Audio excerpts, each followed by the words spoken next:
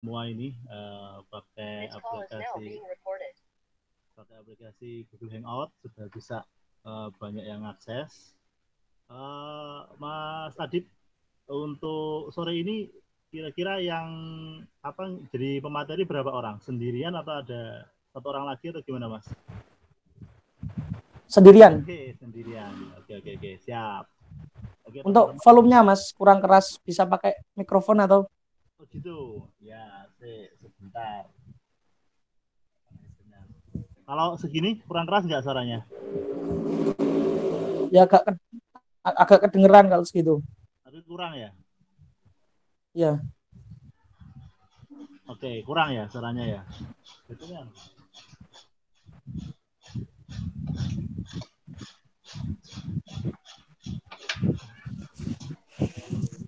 Oke, sebentar ya. Dulu.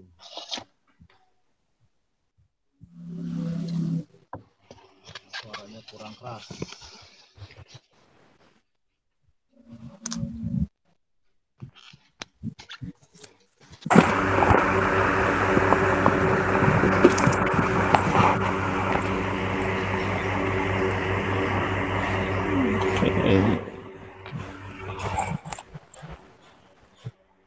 Oke, cek. Sudah lebih jelas. Udah masuk. Oke. Udah jelas. Oke, Mas Adit, teman-teman, terima kasih. Saya ulangi, Assalamualaikum warahmatullahi wabarakatuh. Waalaikumsalam warahmatullahi wabarakatuh. Alhamdulillahirrahmanirrahim. Wassalatu wassalamu ala asrafil anbiya wal mursalin sayyidina Muhammadin wa ala alihi washabihi ajmain amma ba'du.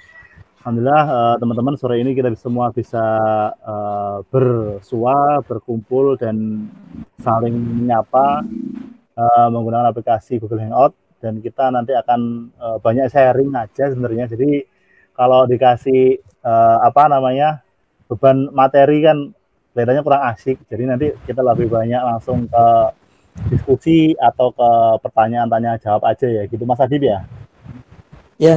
Ya, walaupun nanti tetap tak kasih awal-awal dulu perkenalan, kemudian nanti sedikit mengulas edukasi pengetahuan. Iya, betul, wacana dan kondisi yang ada di terutama di Kabupaten Tuban. Ini kira-kira dari mana aja nih Mas Adib yang lagi ikut online ini? Tuban semua atau ada Bojonegoro kira-kira? Iya, kelihatannya Tuban semua.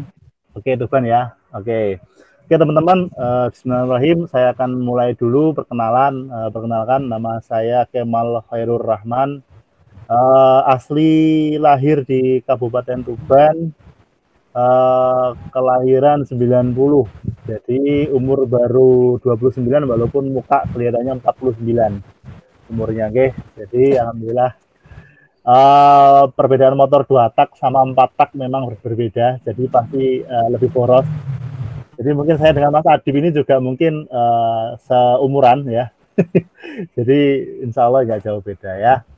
Oke, teman-teman, yang pertama saya adalah asli Tuban, kemudian juga dikatakan founder juga belum tentu, dikatakan pendiri juga belum tentu, tapi cenderung ke inisiator berdirinya yang namanya Tuban Creative Hub. Jadi teman-teman bisa cross check, kalau di kabupaten lain, di kabupaten yang besar ada Jakarta Creative Hub, ada Bandung Creative Hub.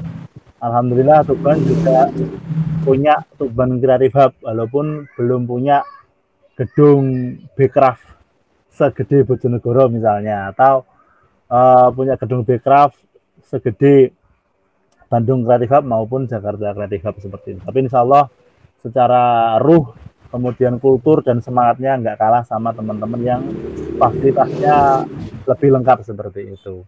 Nah, itu yang pertama. Kemudian yang kedua, dari Tuban Creative Hub sendiri akan saya perkenalkan sedikit, kita ulas sedikit dari nama, mengartikan namanya. Jadi ada Tuban, Kreatif, dan Hub. Jadi kalau Tuban otomatis lingkupnya di lingkup se-Kabupaten Tuban. Kreatif adalah dengan cara kreatif. Hub itu artinya menghubungkan. Jadi menghubungkan dengan cara kreatif di lingkup Kabupaten Tuban. Seperti itu. Pertanyaannya, apa aja sih yang dihubungkan? Itu otomatis nggak akan lepas dari pentahelixnya yang memang narasi Creative Hub di seluruh kabupaten di Indonesia, yaitu bagaimana caranya dari Creative Hub itu bisa mensinergikan A, B, C, G, M. A-nya adalah akademisi, B-nya adalah businessman, C-nya adalah community, G-nya adalah government, M-nya adalah media. Jadi Pentahelix ini yang akan menjadi narasi utama dari Creative Hub ke Indonesia Raya, seperti itu. Nah, otomatis dari 5 bidang tadi itu yang harus dirukunkan untuk bisa terwujudnya yang lagi digaung-gaungkan sama teman-teman Kominfo maupun RTIK adalah Smart City. Nah, kalau kita bilang Smart City, otomatis nggak akan bisa lepas dari yang namanya Smart Village atau desa yang cerdas, atau dikatakan Smart Village tadi itu. Dan Smart Village pun tidak akan bisa terjadi kalau kita nggak eksekusi yang namanya Smart People. Jadi kalau kita mau bilang Smart City, itu harus diawali dari pondasi awal, yaitu yang namanya Smart People. Nah, untuk Creative Hub, ya dari Tuban Creative Hub itu ada salah satu divisi yang namanya Postprit, itu singkatan dari Post Privat, sangat fokus kepada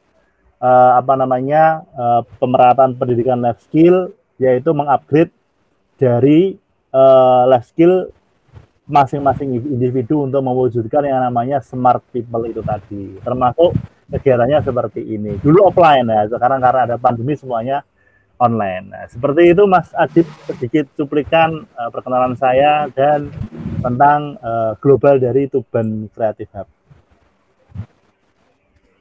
Oh Mas, ini untuk Creative Hub ini belum pemerataan di seluruh kecamatan atau masih berpusat di kota? Kan banyak orang di desa itu belum Creative Hub itu.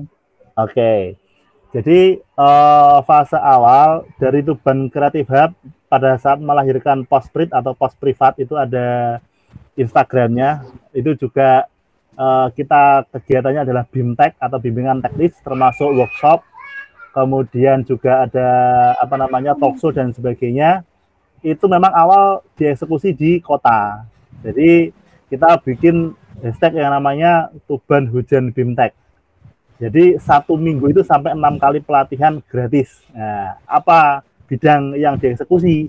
Itu ada 16 subsektor yang dieksekusi untuk di setiap BIMTEK itu tadi. Jadi teman-teman bisa cek di Instagramnya Tuban Creative Hub. Di situ ada sekitar 78 trainer yang pernah ngisi materi. Kemudian BIMTEK yang pernah terlaksanakan adalah 130-an kali. Dan memang awal dulu dieksekusi di kota Mas Adib. Tapi alhamdulillah pada saat kita taken kontrak dengan Mercy Corp Indonesia yang LSM Australia itu, akhirnya kita ada program pendampingan kewirausahaan di desa-desa. Sehingga kita akhirnya masuk ke desa-desa dan bertemu dengan plus minus hampir 700 pemuda di seluruh kecamatan, seperti itu. Sehingga hari ini Tuban Creative Hub punya sekumpulan teman-teman trainer, jumlahnya ada sekitar 78 dan hampir 1000 data atau dikatakan pemuda di setiap desa, bahkan bukan kecamatan, seperti itu. Nah, itu Mas Adib. Tapi untuk itu untuk yang menjadi trainernya kan belum ada pemerataan. Untuk saya mau tanya, untuk di daerah saya tuh masih minim ya, dikatakan dengan mengerti dengan. Oke, daerahnya di mana Mas Adib kalau sampean? Saya daerah Desa Rayung, Senori. Oh, Senori. Berarti ya kelewatan dulu kita bablasnya ke mana itu? Jatirogo itu. Tapi beberapa teman Senori ngumpulnya di Isbat, teman-teman Isbat itu, ada Pak Maskin itu, di rumahnya Pak Maskin, kita teman-teman Isbat, kita ada pendampingan kewirausahaan, itu kita ke sana hampir 4 kali. Karena memang ya mungkin informasinya belum menyebar ke semua area desa, otomatis juga ada yang mengerti dan ada yang belum mengerti, ada info itu. Tapi pun di luar program itu, desa manapun yang pemudanya pengen dikunjungi oleh para trainer, atau dikatakan bagaimana para pemuda itu bisa didampingi atau trainer of trainer, diduplikasi ilmunya para trainer kepada para pemuda, kita request aja ke Tuban Creative Hub. Yang penting nanti form data yang kita kirim ke Mas Adib diisi sama teman-teman pemuda di sana. Datanya sederhana, ada nama, alamat, nomor WA, dan skill yang dikuasai, hobi yang sedang dikerjakan. Nah, itu yang diisi. Nanti kita akan mulai scanning. Oh, ternyata 5 orang pengen belajar fotografi. Ya, kita undang pemateri fotografi. Oh, 10 orang pengen belajar tentang videografi. Ya, nanti kita undang dari trainer videografi. Nah, memang ini masih dalam proses.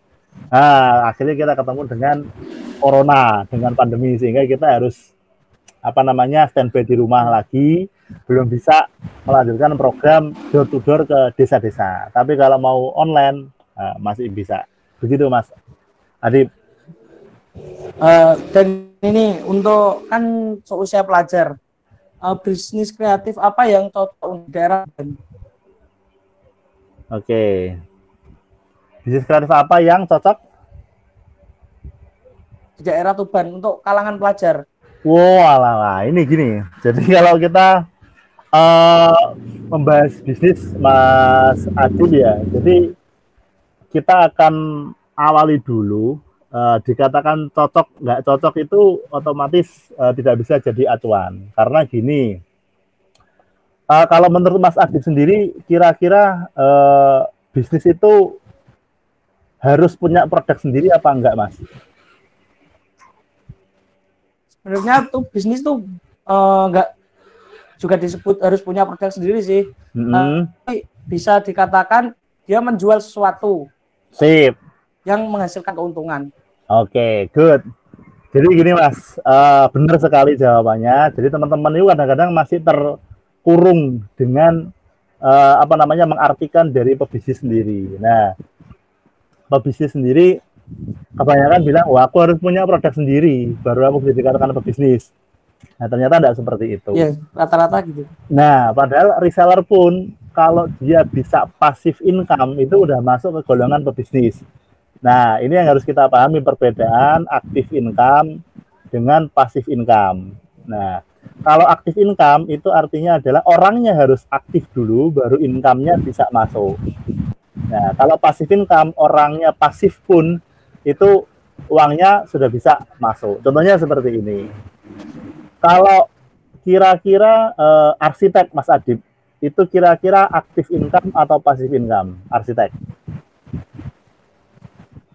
Kalau tebakan aja. Untuk arsitek ya, kelihatannya pasif income. Pasif income, kita cek ya. Oke, seorang arsitek mengerjakan pekerjaannya menggambar perumahan selama 16 hari. Kemudian dia jatuh sakit.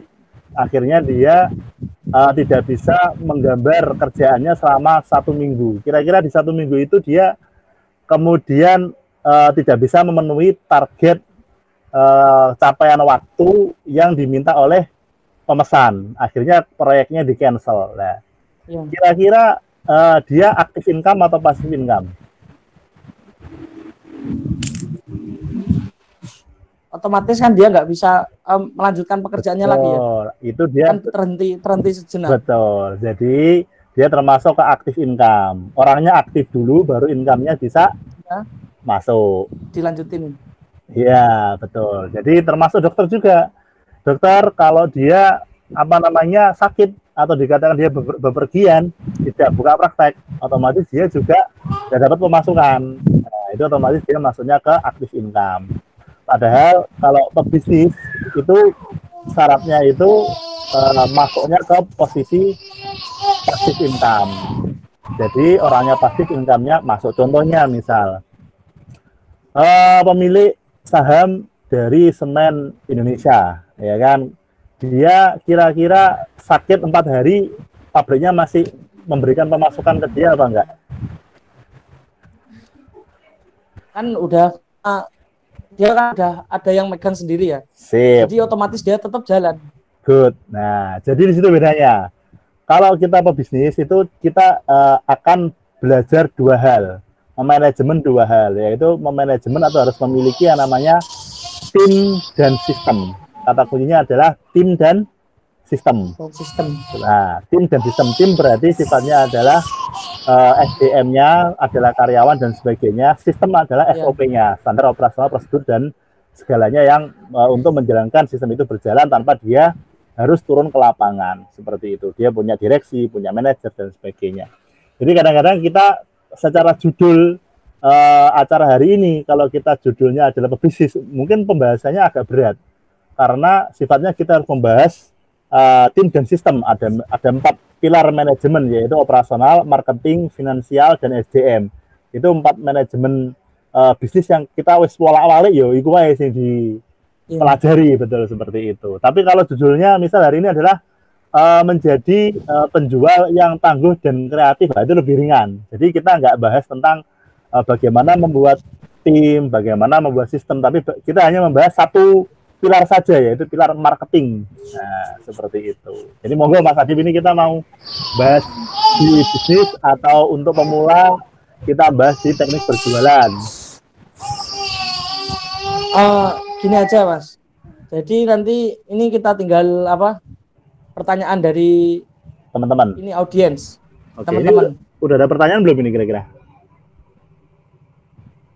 Silahkan yang mau tanya langsung pakai video atau melalui chat.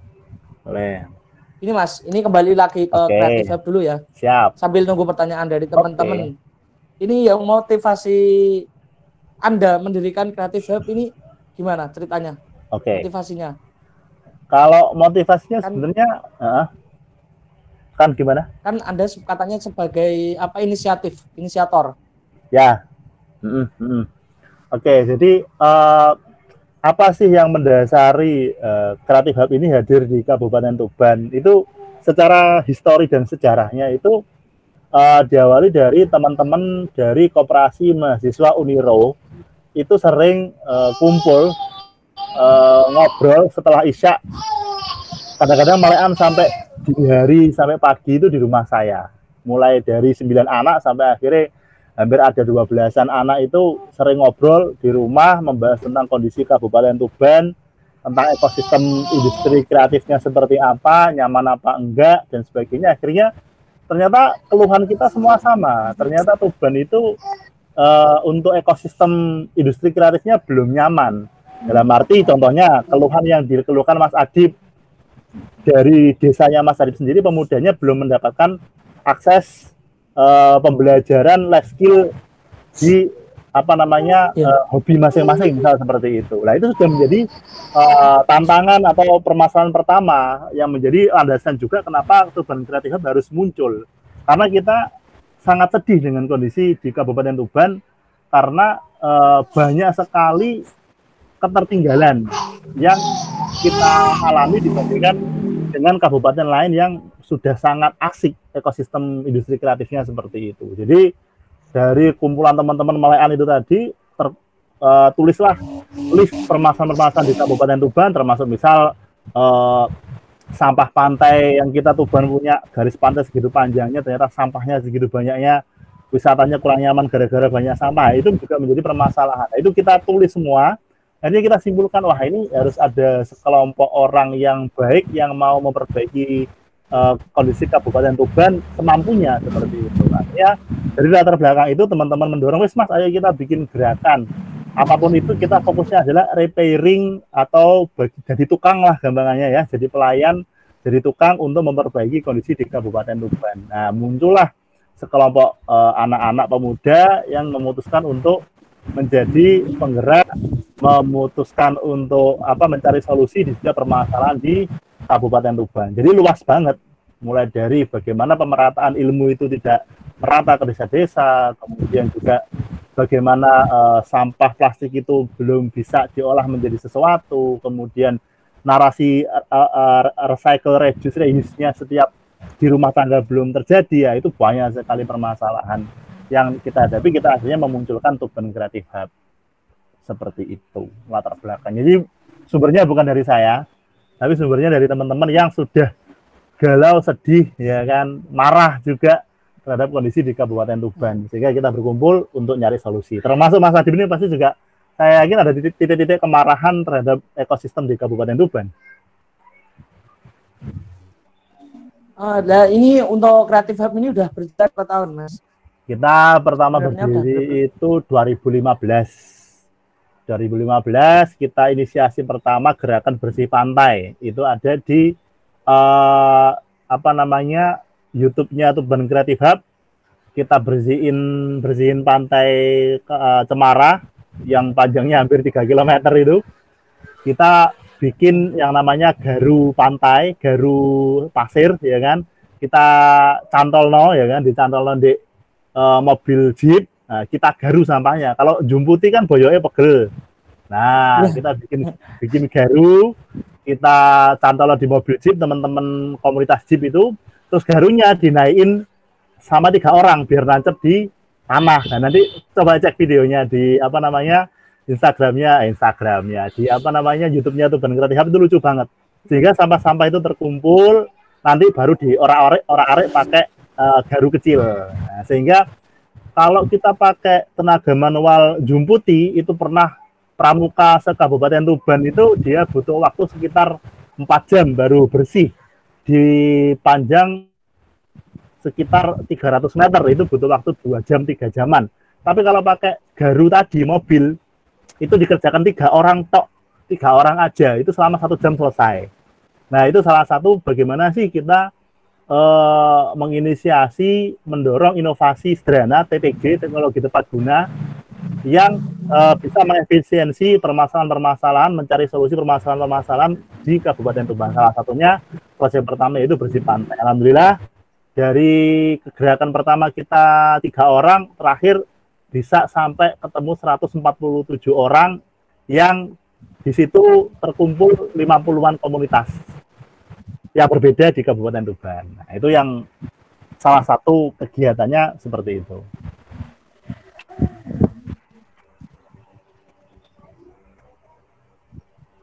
Begitu, Mas. Dan ini, Mas, yuk. Untuk apa? Untuk kegiatan rutinnya, berarti setiap tahun dari 2015 sampai sekarang udah ada kegiatan rutin. Nah, jadi kalau dari Tuban Creative Hub sendiri itu memang kegiatannya berpindah-pindah dan bergerak terus. Pada saat garu mobil pantai itu tadi sudah kita berhasil memiliki 3 garu untuk mobil dan 20 garu untuk manual tangan, kita serahkan ke pengelola pantai, ke Pok Darwis atau kelompok sadar wisata di Pantai Cemara. Kenapa kita serahkan? Karena harapan kita dari pihak Pok Darwis tidak tergantung kepada Tuban Creative Hub. Karena kita sudah mencontohkan, sudah memberikan peralatan, sudah mengajari bagaimana caranya membersihkan dengan efisien, silahkan mereka melanjutkan. Nah, sehingga program awal 2015 kita bersih pantai, kemudian tuntas, selesai kita serah terima, kita mulai masuk ke permasalahan list kedua, yaitu perataan pendidikan life skill yang di kota maupun di desa. Intinya setiap anak muda di Kabupaten Tuban, sebenarnya mereka punya hobi yang berbeda-beda. Namun kadang-kadang mereka bingung, wah ini hobiku harus berkumpul di komunitas mana, aku harus upgrade skill kemana. Itu sangat menjadi permasalahan. Sehingga kita mulai masuk ke fase keduanya, itu adalah kita melahirkan Posprit. Posprit singkatan dari pos privat, yang kegiatannya adalah bimtek offline di warung kopi, di kafe-kafe, yang memang bidangnya berganti-ganti. Kita datangkan trainer-trainer dari setiap komunitas. Misal ada komunitas fotografi, yang ahli 2 orang, oke. Posprit sebagai IO gratis, event organizer gratis untuk mereka bikin event. Jadi kita desainkan pamfletnya, kita online kan, kemudian kita carikan peserta, ya hampir sama kayak teman-teman RTIK, narasinya sama, kegiatannya seperti itu. Kita udah jalan di 2016 kita bahkan bikin kalender event itu 1 minggu itu 6 kali bimtek dan di warung kopi seperti itu. Nah, itu yang kegiatan rutin. Kemudian karena sudah semua komunitas pernah kita kasih panggung untuk ngisi materi, akhirnya kita punya sekitar 78 trainer di lintas bidang yang bisa diakses oleh banyak orang kalau ingin belajar sesuatu. Itu yang apa namanya sudah dilakukan. Dan sementara kita stop karena kemarin kita kontrak kerja sama si LSM atau Mercy Corp Indonesia untuk pendampingan kewirausahaan. Jadi BIMTEK trainer dari BIMTEK itu trainer 78 trainer terkumpul dari pendampingan kewirausahaan kerja desa 1.000 orang lebih pemuda yang hobinya kita ketahui datanya, nah ini juga terkumpul. Nanti baru yang kita launching di 2019 kemarin itu yang namanya DEMIT singkatan dari Desa Militan. Kita gabungkan dua data itu tadi, data trainer dan data peserta. Misal Desa Karangagung ada 12 anak dengan hobi berbeda, butuh pendampingan klinik hobi dan pendampingan kewirausahaan. Lah dari data trainer kita tarik, kita masukkan community go to village, kita dampingi mereka untuk menjadikan desanya desa wisata misalnya, nggak harus wisata alam, bisa wisata edukasi, wisata yang lain dan sebagainya seperti itu. Itu yang dikatakan hari ini apa sih rutinnya? Sebenarnya nggak ada yang rutin karena kita fokus kepada ada masalah kita selesaikan sampai tuntas, baru nanti kalau udah tuntas kita bikin program baru yang menjadi request terbesar apa sih permasalahan utama di Kabupaten Tuban, seperti itu Mas Adi. Oh, berarti bisa dikatakan itu Creative Hub ini sebagai wadah beberapa organisasi ya? Betul sekali. Jadi kita yang sudah terkumpul di kita, sudah kita door to door silaturahmi itu 97 komunitas. Mulai dari reptil, komunitas ngombe toa, komunitas macam-macam lah. Seperti itu. Dan ini untuk teman-teman itu bisa disebut juga relawannya untuk di Creative Hub ini. Ya. Tapi Creative Hub itu memang basisnya bukan organisasi, Mas. Jadi kita cenderung ke creator culture atau dikatakan kita sebagai pencipta kultur seperti itu, yang mendorong untuk kultur. Jadi tidak ada struktural, tidak ada organisasinya juga tidak ada. Intinya semacam coklat cair yang ada di sebuah mangkok, semua orang bisa datang bawa roti tawar, bawa biskuit, nyelup coklatnya, makan terus pulang, itu boleh. Jadi tempat untuk nyontek, ininya seperti itu. Nah, kita nge-create kultur, bikin formulasi, siapapun boleh contek. Untuk sampai di sini teman-teman ada yang bisa ditanyakan untuk teman-teman ini? Silakan, ada yang mau tanya? Silakan. Bisa langsung pakai video interaktif atau bisa melalui chat. Monggo. Silahkan teman-teman, ini ada Rumah Cantik Widya, Mas Hartati. Silahkan yang mau ditanyakan langsung.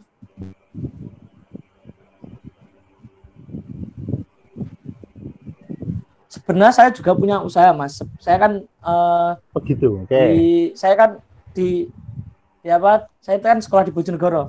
Saya jadi lebih sering menetap di Bojonegoro. Soalnya saya mondok di Bojonegoro. Wah, mantap. Jadi saya tuh sambil ngisi keluangan waktu. Pulang sekolah itu saya punya usaha yang namanya tadi KA Studio itu. Jadi saya tuh bergerak di bidang kayak percetakan juga, editing video juga. Mantap. Jadi kayak di bidang sebangsa percetakan itulah. Siap. Untuk mengisi ruangan saya itu, saya isi kegiatan kayak gitu. Keren, bagus banget itu, Mas. Kira-kira gimana, Mas, dari usahanya sendiri sudah lancar, aman, terkendali, atau masih ada beberapa kendala atau seperti apa? Alhamdulillah untuk usaha saya itu malah lebih-lebih untuk uang jajan saya. Alhamdulillah. 1 minggu. Oke, Mas, kalau gitu pertanyaannya untuk usahanya Mas Adib. Mas Adib sekarang berarti posisinya, kalau menurut Mas Adib, hari ini Mas Adib posisinya pedagang atau pebisnis? Pebisnis. Aktif income atau pasif income? Masih, kalau kondisi sekarang masih aktif income. Sip, ya, berarti masih pedagang, Mas. Iya. Ya, jadi kalau otomatis kalau dari 4 pilar bisnis ya, ada operasional, marketing, finansial, SDM. Hari ini Mas Adib pasti dari operasional produksi mungkin juga masih dikerjakan sendiri. Marketing cari order, cari klien juga masih dikerjakan sendiri. Kemudian finansial, nyimpen uangnya, kemudian dan sebagainya sendiri. Nah, SDM ini biasanya mesti terakhir karena apa? Hubungannya dengan rekrutmen karyawan baru dan bagaimana membuat karyawan nyaman di perusahaan kita. Nah, ini yang harus dipelajari Mas Adib. Tapi semua orang pasti akan melalui fase pertama, yaitu fase pedagang. Dalam arti dia akan pasti aktif income dulu. Nah, makanya sekarang Mas Adib itu fokusnya otomatis karena operasionalnya sudah lancar, hasil videonya bagus, kemudian marketingnya juga udah oke, orderan banyak, finansialnya sudah mulai tertata, uang perusahaan sama uang pribadi nggak dicampur. Nah, itu berarti udah bisa mulai masuk ke manajemen SDM. Dalam arti akan mulai membahas yang namanya membuat tim dan sistem. Seperti itu, Mas Adib. Ini ada yang tanya dari Rumah Cantik Widya, Mas. Bisa Boleh. lihat di mana ya, Mas? Dokumentasi kelihatannya sangat bagus kegiatannya. Saya share ibu-ibu, kami ini penyumbang sampah setiap hari. Biar bisa jadi kultur di setiap rumah. Dari Rumah Cantik Widya, terima kasih pertanyaannya. Bisa dilihat di mana ya, Mas, dokumentasi kegiatannya. Nah, kalau untuk dokumentasi kegiatan itu kita ada di Facebook, ada di post privat itu ada, atau di YouTube-nya itu ada Tuban Creative Hub, di Instagram-nya juga Tuban Creative Hub. Seperti itu kalau dokumentasinya. Tapi dikatakan kadang-kadang dokumentasi kita juga kurang rapi karena cenderung ke menciptakan kultur itu tadi, semua orang bisa eksekusi di rumah masing-masing seperti itu. Kemudian yang kedua, saya share ke Ibu. Kami ini penyumbang sampah setiap hari biar bisa jadi kultur. Nah, ini ada salah satu mungkin Rumah Cantik Widya ini juga ini Mas Adib, teman-temannya dari FBST, Forum Bank Sampah Tuban. Nah, ini komunitas yang juga kita silaturahmi sama teman-teman di FBST, ada Bunda Susana Gobel, ada Mbak Ayu dan sebagainya, itu juga teman-teman dari penggiat sampah. Nah, untuk menanggapi sampah dan kulturnya sangat klasik sekali ternyata Mas Adib. Kebanyakan kenapa sih bank sampah nggak jalan? Itu sederhana, karena kadang-kadang karya yang muncul atau lahir dari limbah sampah plastik misalnya ya, terutama ke plastik. Kalau limbah organik biasanya lakunya gampang karena jadi pupuk, terjual, selesai, bagus banget. Atau dia bikin ternak dari kayak bukan bekatul lah, larva yang dari lalat besar, itu juga harganya bagus. Yang organik beres, organik itu. Yang biasanya menjadi masalah bank sampah itu adalah yang anorganik. Jadi kayak sampah plastik dan sebagainya. Itu banyak sekali, sudah banyak sekali menjadi sebuah karya, tapi nggak bisa laku terjual. Karena apa? Sudut pandang membuat karyanya itu, sudut pandangnya adalah sudut pandang seniman. Sehingga bikinnya itu lama banget, sehingga harga jualnya tinggi banget, jualnya sulit. Seperti itu. Sehingga kebanyakan dari Forum Bank Sampah, ibu-ibunya itu sudah semangat-semangat awal bikin produk dari plastik bekas, dari aqua botol bekas dan sebagainya, tapi ternyata untuk desain produknya itu terlalu rumit sehingga harganya terlalu tinggi dan gak laku. Nah, itu permasalahan. Sehingga seharusnya Forum Bank Sampah itu harus bersinergi dengan teman-teman komunitas desain interior, sehingga bagaimana sampah itu bisa kita kembalikan ke rumah masing-masing, kita masukkan sampah ke rumah orang-orang dengan desain produk yang bagus. Saya kira kemarin kita pernah riset, ini udah jalan, dari limbah kain kaos yang sudah tidak layak pakai, kemudian kita gabungkan dengan aqua gelas maupun aqua botol, itu jadi pot gantung yang cantik dan bikinnya nggak lama. Kita ada sedikit inovasi cutter yang ditata, dipaten untuk membuat seratnya itu tadi, kemudian jadi pot gantung dalam jangka waktu pot itu kita bikin nggak sampai 5 menit sudah selesai satu. Sehingga kita jual pot sekaligus tanamannya di angka 7.500 sampai 10.000 itu laku laris. Nah, karena apa? Nggak terlalu rumit cara pembuatannya. Nah, itu yang menjadi evaluasi dari komunitas bank sampah di Kabupaten Tuban atau ibu-ibu tadi yang punya sampah itu harapannya segera merapat ke bank sampah, dan bank sampahnya juga harus upgrade produknya, jangan terlalu rumit sehingga harganya jualnya terlalu tinggi, nggak laku-laku. Karena nggak laku-laku, uangnya nggak muter, ibu-ibu dong gawe produk terus, bikin produk terus tapi nggak laku, akhirnya ya mutung. Akhirnya ya nggak mau bikin lagi karena nggak jadi uang kan seperti itu. Barangnya nganggur nggak laku. Nah itu yang menjadi evaluasi, seharusnya kata kuncinya adalah sinergi lintas komunitas itu yang harus digalang, karena dari Tuban Kreatif sendiri juga mendorong hal itu. Bagaimana dari komunitas desain interior kombinasi dengan komunitas forum bank sampah menghasilkan produk-produk bank sampah yang harga produksinya, HPP-nya, harga pokok produksinya itu rendah dan harga jualnya bisa terjangkau. Nah, kata kuncinya di situ Mas Adib. Nah, bagaimana kalau kita kembali ke yang tadi, bagaimana kultur setiap rumah itu bisa ibu-ibu itu bisa semangat untuk mengolah sampah, ya otomatis bagaimana dari perangkat RT-nya sendiri, forum bank sampah yang ada di RT itu diaktifkan dulu. Nah, ada cerita unik di kondisi corona hari ini. Karena saya juga nggak bisa kemana-mana, nggak bisa keliling desa, otomatis hanya bisa menata dan mengolah RT dan maksimal RW di tempat saya di Bukit Karang ini. Sehingga yang kami lakukan adalah bagaimana mengupgrade forum bank sampah Karang Taruna RT RW ya kan. Kemudian juga intinya yang berbasisnya RW lah, kepemudaan dan olahraga seperti itu. Nah, di situ kita mulai bikin produk-produk dari limbah sampah dan kita coba jual secara sederhana sih, ada status WA, ternyata laku seperti itu. Kemudian kalau ikut membuat setor 2-3 kaos bekas ditukar sama pot yang sudah ada tanamannya gratis, jadi barter seperti itu. Jadi program-program seperti itu yang memang harus digembleng, dalam arti forum bank sampah di setiap RT itu harus ada inkubatornya, harus ada pendampingnya seperti itu. Kalau saran saya sih sementara untuk ibu-ibu yang ada di rumah tetap utamakan, fokus pertama adalah bagaimana sampah organik itu bisa menjadi pupuk, atau dikatakan karena ini pandemi, karena ini banyak corona, survival skill atau mandiri pangan sangat penting. Jadi otomatis segera beli bibit lele, taruh di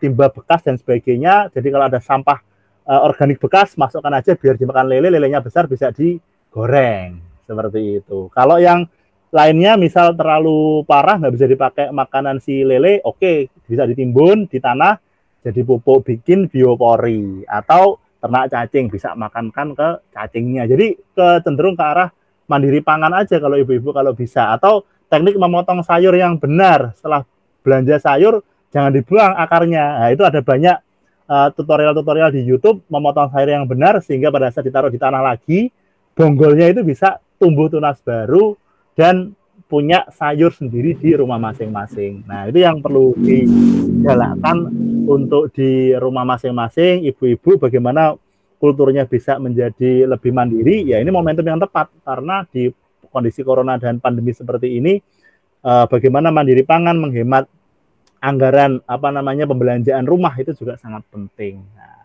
yang pasti kata kuncinya adalah berkumpullah dengan teman-teman dan orang-orang yang positif, yang kreatif, sehingga segala pertanyaan atau tantangan yang sedang dihadapi itu ada jawabannya, minimal ada link yang bisa dihubungi seperti itu. Jadi jangan ragu, dari rumah cantik apa tadi Mas? Rumah cantik Widya, ya kan? Rumah cantik Widya. Ya, rumah cantik Widya, misal masih ada pertanyaan lagi yang lebih detail, lebih solutif lagi, dan nanti bagaimana sih cara mengitik-itik atau menggerakkan perangkat RT RW agar bisa mengaktifkan bank sampah. Nah, nanti ada tips dan triknya ada. Nanti bisa hubungi nomor saya. Nomor saya ada di Mas Adib ya.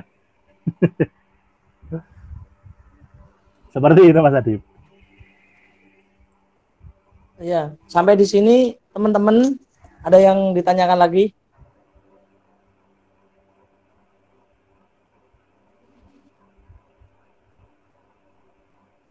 Ini Mas, bagaimana sih agar bisa eksis di bisnis di era digital seperti ini? Gimana? tipsnya. Oke, di era digital plus pandemi apa era digital tok tanpa pandemi? Ya nanti dijelaskan dua-duanya gitu. Oke, jadi Sekalian. kalau di era digital yang pada saat belum pandemi sih oke-oke aja ya. Jadi yang penting kita punya ilmu yang namanya markom, dalam arti marketing komunikasi. Dalam arti bagaimana sih apa namanya bikin fotografi yang bagus, bikin desain pamflet yang bagus walaupun pakai Canva, walaupun pakai apa namanya handphone seperti itu. Jadi markomnya, marketing komunikasinya harus bagus. Itu setelah kita punya kualitas produk yang bagus. Kita masuk ke fase kedua. Jadi 4 pilar tadi ya. Manajemen operasional produksi, marketing, finansial, SDM. 4 pilar itu yang akan kita urutkan. Dan ini urut, jangan dibolak-balik ya. Jadi pada saat kita sudah punya produk bagus, misalnya kayak Mas Adib, dia udah punya skill editing yang bagus, produknya, layanan jasanya udah bagus. Otomatis bagaimana sih cara mengenalkan jasa percetakan dan editing videonya Mas Adib ke masyarakat? Otomatis Mas Adib juga pasti bikin pamflet, brosur online, bikin press listnya seperti apa, urutan pesanannya seperti apa, harganya gimana, kalau dinego mentoknya berapa harganya, nah, itu pasti dibikin. Kemudian bagaimana memarketingkan lewat Facebook Ads, kemudian lewat IG Ads dan sebagainya, itu pasti juga dipikirkan oleh seorang marketers, maupun pamflet-pamflet sederhana diupload di story WA di jam-jam yang memang dilihat banyak orang. Misal contohnya nguploadnya habis subuh, kemudian habis zuhur, sama habis isya. Nah, itu sudah pasti. Ya, betul sekali. Jadi, dan itu pun juga kita harus bisa membedakan 4 jenis pamflet. Ada pamflet branding, marketing, selling, dan event. Ini 4 jenis pamflet yang berbeda. Jadi kadang-kadang kita ketemu sebuah brosur atau pamflet itu campur-campur. Ya mengucapkan selamat hari raya Idul Adha, ya di situ juga tertera keunggulan produk juga ditulis di situ. Kemudian harga promo juga ditulis, kemudian eventnya ada promo apa, kemudian ada acara offline di mana juga ditulis. Jadi orang bacanya pamflet sudah wah rumit banget ini. Nah, ini yang kadang-kadang acak-acakan. Nah, ini kita harus bisa memahami perbedaan pamflet branding, marketing, selling, dan event. Ini 4 jenis pamflet yang berbeda. Seperti itu. Sehingga 4 jenis pamflet itu bisa ditembakkan di 3 waktu tadi. Setelah subuh, setelah zuhur, dan setelah maghrib. Kalau katanya Mas Adib seperti itu. Nah, ini yang otomatis apa namanya untuk industri apa namanya marketing di saat pandemi itu apa sih perbedaannya? Kalau secara belum ada corona, otomatis bikin pamflet, diupload, bahkan kita bisa diajak ketemuan, ketemu offline, jelaskan produk lebih detail, nah, itu orang lebih yakin. Jadi potensi closing-nya lebih tinggi gara-gara kita bisa ketemu offline. Nah, karena kondisi seperti ini, otomatis kita harus mempertajam peluru-peluru marketing. Jadi kata kuncinya adalah apa? Transparansi proses produksi itu juga sangat penting. Jadi bikinlah segala sesuatu semacam FAQ. Jadi semacam pertanyaan-pertanyaan yang sering muncul itu jawablah dengan video. Seperti itu. Semakin banyak FAQ yang jenengan bikin itu semakin mempersempit pikiran, asumsi, prediksi, dan prasangka dari customer. Pada saat customer itu sudah tidak ada celah untuk asumsi, prediksi, dan prasangka, nah itu meningkatkan teknik atau dikatakan meningkatkan persentase closing atau orang jadi pesan ke jasanya jenengan. Seperti itu. Ininya segera bikin sampean pura-pura lah jadi customer paling rewel, munculkan perlu 100 pertanyaan dan buatlah jawabannya, entah berupa teks maupun berupa video. Misal kayak open kitchen. Ya, open kitchen apakah harus berupa perusahaan roti? Enggak. Open kitchen dari proses dari proses rendering dari videonya Mas Adib misalnya, atau dari rumah cantik tadi kalau pernah misal pembuatan apa namanya pesantai dari kain flanel misalnya. Oh ternyata semua pekerja yang mengerjakan menggunakan masker loh, menggunakan hand sanitizer loh. Nah ini menjadi standarisasi baru untuk di saat pandemi seperti ini yang akhirnya menepis prasangka, asumsi, dan prediksi dari customer. Itu yang otomatis apa sih yang harus dilakukan di posisi pandemi seperti ini. Gitu Mas Adib. Terima kasih untuk ini teman-teman. Ada yang tanya lagi nggak sampai saat ini? Ini ada Mas Bahtiar. Wah, Silakan yang mau bertanya. Mas Bahtiar Sirot ini orang mana ini, Mas Adit?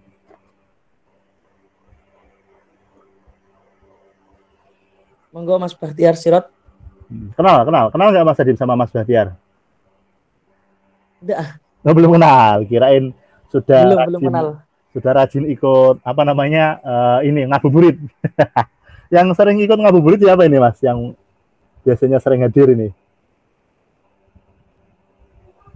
Sebenarnya tadi siapa namanya tadi? Yang dari ini loh, dari Jogja tadi bilang. Oh, yang dari Jogja. Oke, oke. Oh, ini Mas Bahtiar dari Tuban Kebonsari ternyata ya. Dekat ini. Bagaimana kabar Kebonsari ini ya?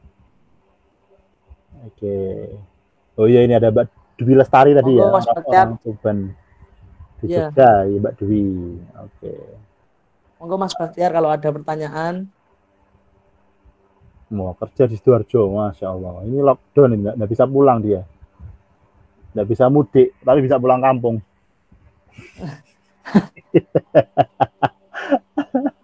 Iya, nggak bisa mudik, tapi bisa pulang kampung dia. Gitu. Seperti usaha kayak saya ini kan otomatis kan langsung kayak di lockdown gitu. Soalnya kan saya untuk apa? Saya kan cuma menyediakan desain sebenarnya, tapi kan Oke. kalau saya kan di Bojonegoro kan saya kalau apa nyetak banner gitu kan otomatis saya lempar ke Vendor. apa yang tuh ya. Jadi itu kan rata-rata orang desa kan belum mengerti. Jadi untuk saya kan gini, di desa itu masih jarang sekali yang kayak apa kayak pembuatan jasa kayak desain banner kayak gitu. Jadi saya Betul. memanfaatkan itu di sini tuh untuk percetakan tuh masih mahal. Contoh banner aja ya. Di Hmm. sini tuh per meter 30.000. Wah, Jadi otomatis saya otomatis ngambil udah 20.000 tuh kemarin udah rame banget. wah, mantap. Cepat budal kaji ini. Makanya saya ngambil asumsi gini.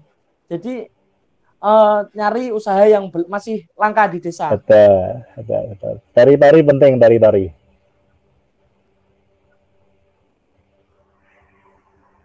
Oke. Gimana? Ada pertanyaan lagi dari teman-teman? Monggo. Kawan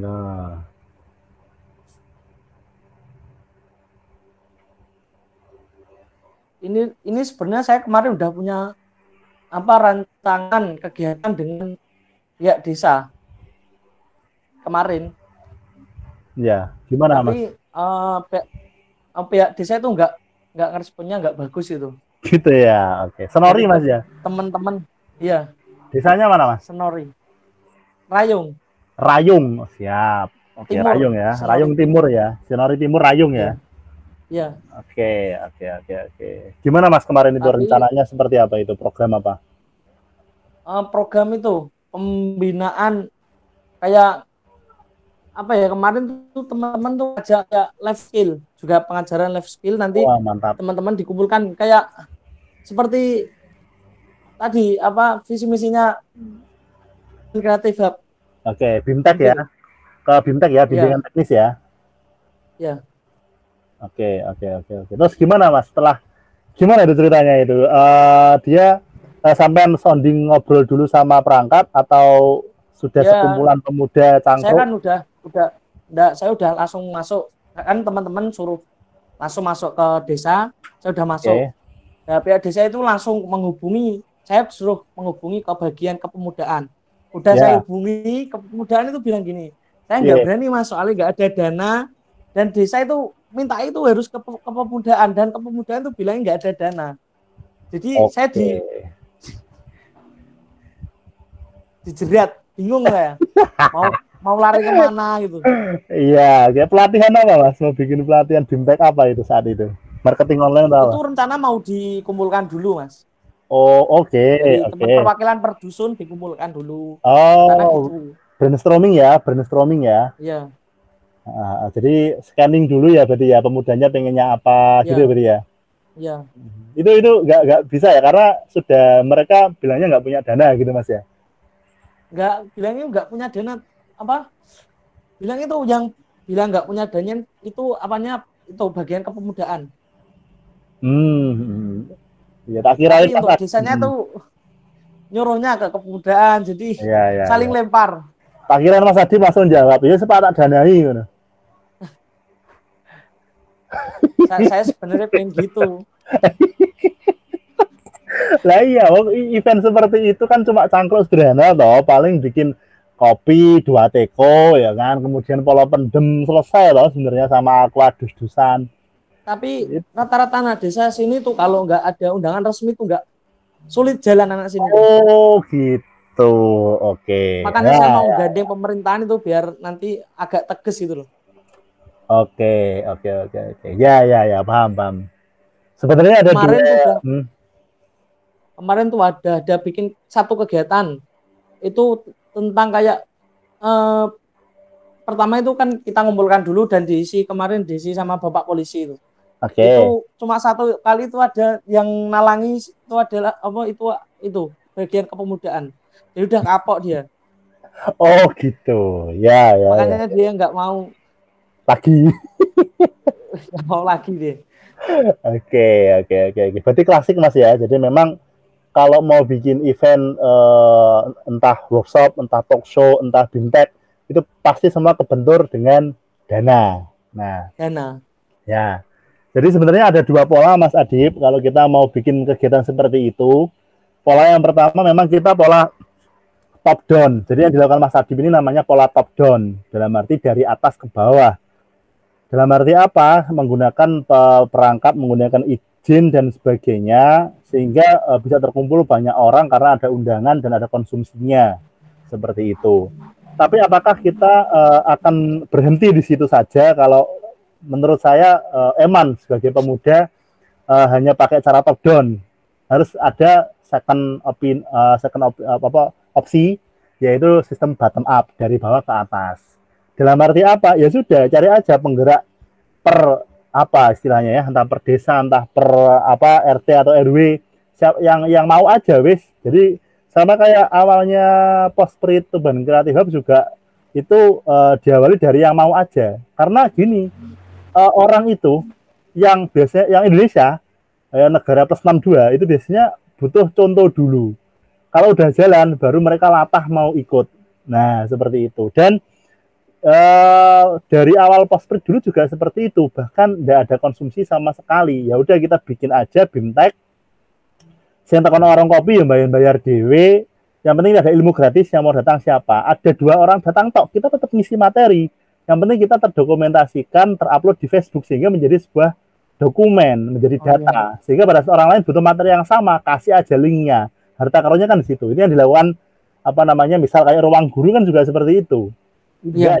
Nggak masalah. Jadi nanti itu semacam bola salju yang didorong Mas Adib dari atas bukit bersalju. Jadi pertama bola salju pasti kecil dulu, tapi kalau menggeludung terus ke bawah lama-lama gede. Nah Jadi besar. itu semangat yang harus dimiliki para pemuda. Kalau kata Soekarno kan, berikan aku 10 pemuda maka akan aku goncang dunia itu ya. Iya, berikan aku 10 adib maka akan aku goncang Senori. Sebenarnya itu kan saya jangan di rumah Mas faktornya itu. Iya, oke, oke, oke. Ya, tahun depan ini udah mulai kuliah. Alhamdulillah. Ya, ya, ya, ya. Daftar di mana Mas? Kuliah di mana Mas? Alhamdulillah kemarin dapat golden ticket di UNER. Wah, selamat, selamat, selamat, selamat. Nanti otomatis kira-kira kuliahnya online, online apa offline, Mas? Ya itu masih belum tahu kali itu. Oke, tetap semangat lah ya. Tetap semangat. Yang penting kita belajar itu belum tentu di dalam ruang, tapi kita survive, kemudian bertarung. Bahkan umur semas Adib udah punya produk, udah bisa berdagang, udah bisa mandiri, keren banget. Tinggal nanti naik level ke apa namanya passive income. Nanti insya Allah tetap bolehlah WhatsApp dengan saya, nanti tak kasih beberapa materi untuk bisa 4 manajemen pilar. Ini Rumah Cantik Widya ini nulis lagi Mas Adib ini. Apa ini Mas? Gimana? Rumah Cantik. Oh ya ini. Cantik Widya bagus banget. Salam kenal. Gas terus semua. Kalau untuk Ibu-ibu. ibu-ibu bisa dibuatkan kulwab. Waduh. Kulweb. Lebih banyak yang bisa ikut. Kuliah bahasa ya itu ya? Oke, Ya, adiknya Mas Kemal bisa. yang sudah pernah ketemu, pernah ketemu adik Mas Daus yang bikin ruang praktek. Oh, alah, ya. Berarti adik yang kuliah di ISI Jogja, desain interior, lulusan sana, ternyata yang bikinkan ini ruang prakteknya Rumah Cantik Widya yang ngerjain interiornya berarti. Ya, terima kasih Mbak Widya udah menggunakan jasa adik saya yang cowok, cowok semua sih, Mas Adib, saya 3 bersaudara Mas Adib. Seperti itu. Oke. Cool banget, Wah. Ini cool banget ya, Mas. Piye, Mas? Kuliah WA piye, Mas? Semacam apa itu, Mas? Jadi nanti kelihatannya Mas Kemal yang nanti ada pertanyaan dari ibu-ibu. Mas Kemal bisa jawab. Kelihatannya gitu. Di tower emak-emak berarti. Emak-emak power. Oke lah. Nanti dibikin lah. Yang penting Jabri aja nomor WA saya. Boleh dicatat lah. Tak tulis saja di sini di komen ya. Ya ditulis saja. Ya. Oke, sebentar. Ini dituliskan nomor WA-nya Mas Kemal. 45856. Nanti bisa akses. Nanti silahkan dihubungi langsung atau bisa di Japri. Boleh, monggo. Nomornya. Oke, sudah ada di situ. Ya, sampai di sini ada yang tanyakan lagi, monggo. Iya, ini kayak sebelum buka puasa ini. Iya, ini. Buka puasa kita jam 5 apa jam setengah 5, Mas Adib? Sebenarnya saya hari ini tuh tadi ada kataman mendadak, Mas. Jadi saya masih pakai kayak gini. Wah, mantap. Ya. Sip. Jadi teman-teman ngajak kataman di musola tadi. Ini sampai di sini. Oke, good. Udah jam 5. Gimana, Mas? Kita akhiri dulu ya. Ya. Besok-besok ketemu lagi. Ya. Terima kasih Mas atas ilmunya. Oke, Mas Adib, sehat, sukses selalu dan jangan patah semangat. Nanti kita sharing-sharing lagi. Siap. Oke, Mas Adib dan teman-teman semua. Oke, teman-teman, terima kasih yang sudah bergabung. Semoga bisa memberi manfaat ilmu yang diberikan tadi sama Mas Kemal. Amin. Bisa diterapkan ya. Insya Allah, nanti kalau detail bisa Japri ya. Ada materinya. Ya, nanti kalau mau tanya lebih lanjut bisa ke WA-nya Mas Kemal yang udah ditulis tadi. Boleh. Ya udah, kalau gitu kita akhiri pertemuan kali ini. Yo, Mas Adib, teman-teman. Amin. Assalamualaikum warahmatullahi wabarakatuh. Waalaikumsalam warahmatullahi wabarakatuh. Terima kasih.